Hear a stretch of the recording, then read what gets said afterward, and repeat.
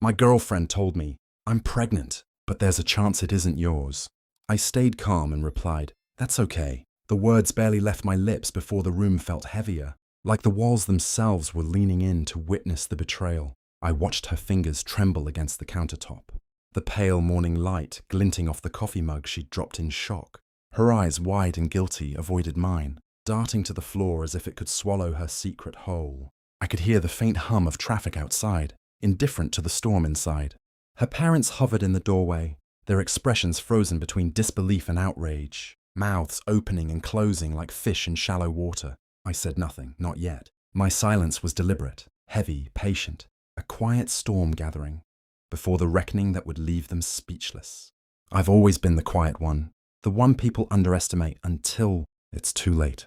Growing up, my ideas were dismissed as naive, my achievements overshadowed by louder voices. Even in my career, I learned early that patience and observation often speak louder than anger or noise. I knew how to wait, how to listen, how to let others reveal their own weaknesses without interference. She, on the other hand, thrived on chaos. Charming, impulsive, unpredictable. She drew everyone in, leaving me on the edge.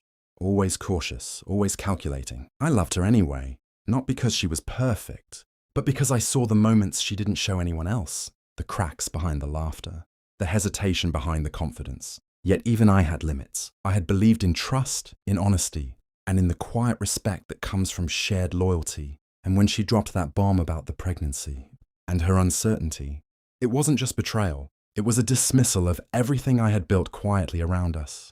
The life I thought we were making together. I understood then what others never seemed to. The calm mind is often the deadliest. The silent observer the most dangerous. She smiled at me that evening, the kind of smile that had once made my chest tighten with warmth. But now it felt rehearsed, hollow. Don't worry, she said lightly, brushing her hair behind her ear. We'll figure everything out. The words were soft, but her eyes betrayed impatience, irritation at having to include me at all. I nodded, letting the silence stretch between us, tasting the small bitterness of being dismissed. Her parents lingered too long, hovering at the doorway, offering tips and warnings with thinly veiled judgment. Every suggestion felt like a reminder that I was an outsider here, someone to be questioned, scrutinized, never fully trusted. I smiled politely, said nothing, letting their voices echo in the empty corners of the kitchen. Later, she laughed at a joke I didn't hear, glanced at her phone when I spoke, a subtle signal that my presence was inconvenient. Each small disrespect, a sigh, a flicker of annoyance, a deliberate pause before answering, added weight. It wasn't violent, not yet, but it was enough to confirm the truth I already felt. The battlefield wasn't in shouting or confrontation.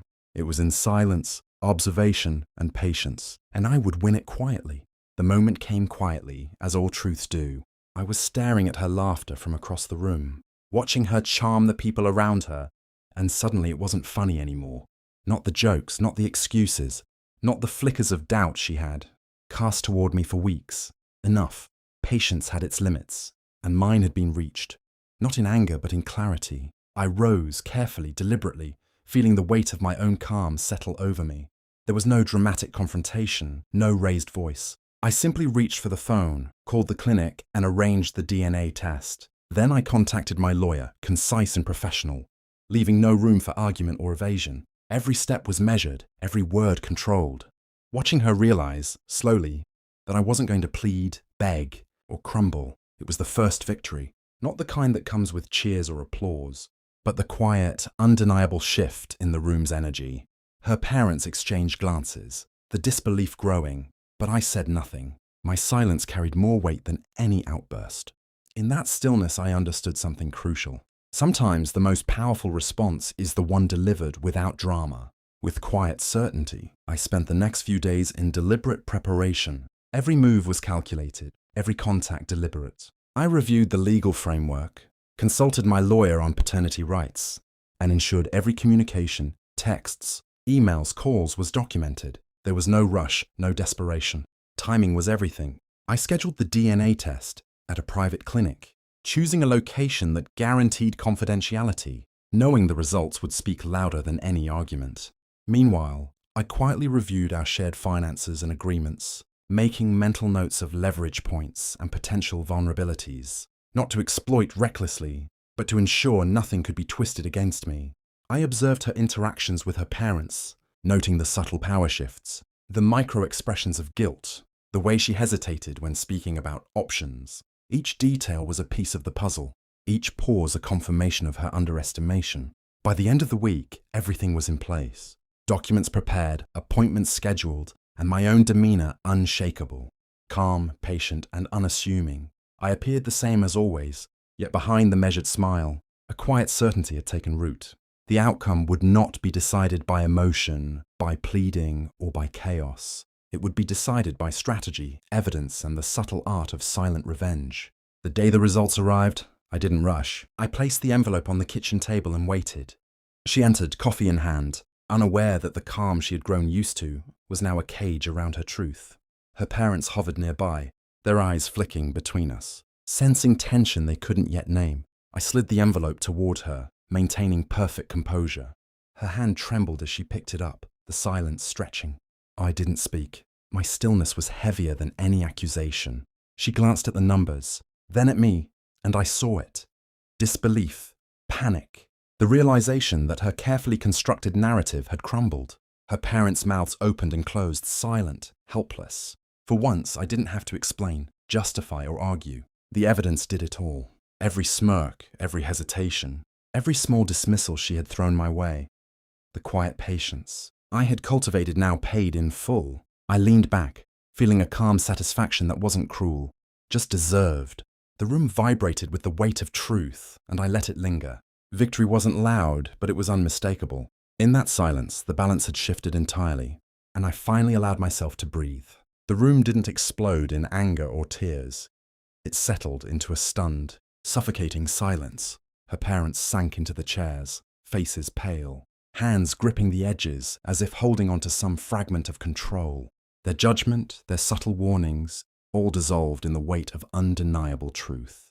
They had expected drama, confrontation, excuses, but instead I had delivered clarity, and it left them speechless. She looked at me then, really looked, as if seeing me for the first time. The confidence in her eyes faltered, replaced by panic and regret. Every casual insult, every dismissive glance she had thrown in my direction, now felt small against the certainty of reality. She couldn't charm or manipulate her way out this time.